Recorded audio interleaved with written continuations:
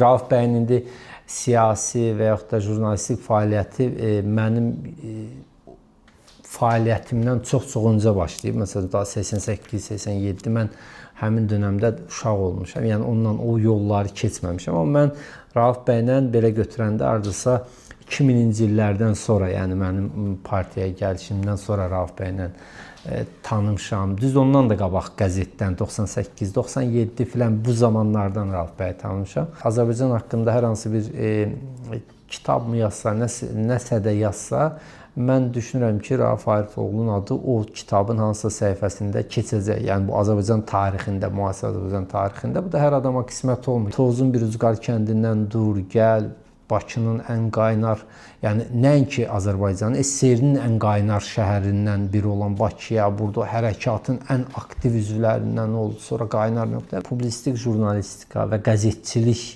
üzrə bir məktəb, Yeni Müsavat qəzeti olub. Yəni orada jurnalistlər yetişib və bu dəqiqə bir çoxları baş redaktorlar var, Azərbaycanda imzaları tanınan insan və bu kollektivdə yetişiblər və o qəzetin ağır günləri də olub, bağlanmaq ərəfəsində də olub, maliyyə çətinlikləri ucbatından, sonraki dövrlərdə siyasi çətinliklər və bütün bu dövrlərdə təslim olmayıb özünə görə. Yəni indi yubileydir deyə demirəm. Yəni indi deyirlər ki, ad gündür, xoş sözlər. Yox, baxsaz görərsiniz ki, işte rahat yol gəlib keçməyib. Bu qəzet təzadlı insanlarla işləyib, məsələn, jurnalistlərlə, qəliz insanlarla və o qəzeti o döyüş meydanından elə bilin ki, sağ çıx. Elə proseslərdən keçib Yeni Müsavat qəzeti və Rauf bəy.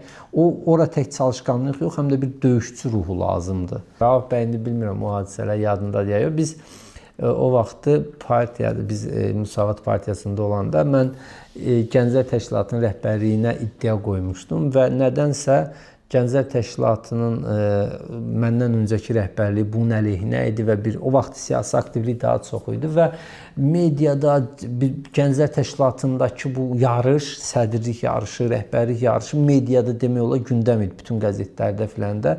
Və orada belə bir məsələ hallanırdı ki, Tural Abbaslı Rauf Arifoğlu dəstəkləyir. Tural Abbaslını o həm onun adamıdır, partiya daxilində, o vaxt partiya daxilində qruplaşmalar var idi. Arif Hacılı, Süləddin Əkbər, Rauf Arifoğlu filan. Bütün qəzetlər də bunu yazırdı. Mən də yorulmuşam deməyə ki, qardaş, mən Rauf Arifoğlunu tanımıram, onun adam, mən heç Arif Hacılında bu ərəfədə idi. Yəni mən sədr yolunda vursun və bütün qəzetlərdə, hətta Rauf bəyin öz qəzetində o məqalələr gedirdi filan, məndən rəy alırlar. Nəsə bir mətbuat konfransı idi və qərargahdaydı, Müsavatın qərargahındaydı. Və Rauf bəyə səfərən sual verirlər mənim barəmdə. Nəsə ümumi bir mövzudur, biz də oradaydıq, zalda oturmuşduq. Bizim bu Gənclər Təşkilatındakı rəqabət vardı, sual verdilər ki, bəs deyirlər, siz də Gənclər Təşkilatında tərəf dəstəkləyirsiniz, Tural Abbasını dəstəkləyirsiniz filan. Dedi, qardaş, vallahi tanımıram onu. Hansınız Tural Abbaslı deyəndə dedim mən. Dedi, vallahi baba indi görmüşəm, həqiqətən də düz deyirdi. Yəni şəxsən ilk tanışdığımız onun məni tanımağı. Mən təbii ki, onu belə tanıyırdım kənardan, amma şəxsi belə birbaşa ünsiyyətimiz məhz o zalda oldu və medianın qarşısında oldu ki, qardaş, sizin yanınızda tanıdım ki, bu Tural Abbaslıdır. Mən dedim ki, yəni ən çox daha çox o səhnə yadımda qalıb. Sağ olsun o dönəmlərdə Yeni Müsavat qəzetinin elə biz gənc, mən və mənim kollektivimə ən azı bərabər şərait yaratdığına görə, çünki o zaman da qəzetə çoxlu baskılar var idi. İndi demokratiyadan danışan çoxları o vaxtda o qəzetin hətta partiya daxili belə deyək də obyektiv mövqe qoyduğuna görə sıxışdırırlar ki, sən niyə məsələn filan kəsdən yazırsan, sən niyə filan kəsin şəklini verirsən? Bu da izah eləyə bilmirdik, qardaş. Mən yəni bu qərargahda otururam, amma mən belə deyək də yandaş mediası olmaq istəmirəm axı, yəni. Bir də ilk dəfə elə o söhbət, o da ən çox yadımda qalan şeydir. Yeni Müsavatda Zahid Orucun ilk müsahibəsi çıxmışdı və bütün hamı şoka düşmüşdü ki, Yeni Müsavatda Zahid Oruc xeyr ola. Bunun nə mövqeyi, bu hakimiyyətdə. Yəni bizdə o vaxt belə bir fikir var idi ki, müxalifət qəzeti ancaq müxalifətçilərdən rəy almalıdır. Bu yandaş mediası bizim üçün adi bir şeydir. Ya belə də olmalı da. Məsələn, yapın qəzetlər bizi söyməlidir. Bizimkilər də onu söyməli. Bizim orada işimiz olmaz, olan burada. Yəni o hərəkəti də mənim daha çox o müsahibə də mənim yanımda qalmışdı ki, qardaş bu adamı daşqalaq eləyərlər. Zaten elə də oldu.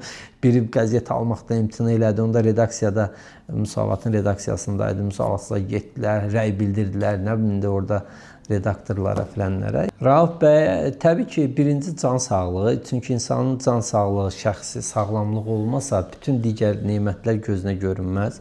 Təbii ki, can sağlığı arzulayıram və evladı evlidir, baba olmaq arzulayıram. Yəni o yaşdadır, yəni nəvə də şirindir. Mən Rauf bəyə o Azərbaycan siyasi, ictimai səhnəsində hak etdiyi dəyərin ona verilməsinin tərəfdarıyam. Cəmiyyət və təbii ki, dövlət tərəfindən. Çünki hər insan öz əziyyətinin qarşılığını və yaxud da onun nəticəsini görmək istəyər. Yəni belə deyək də, ədalət arzulayıram. Yəni ictimai siyasi ədalət arzulayıram Rauf bəyə. Və mən əminəm ki, o ədalət bərpa olunsa, Rauf bəy o mövqedən razı qalacaq.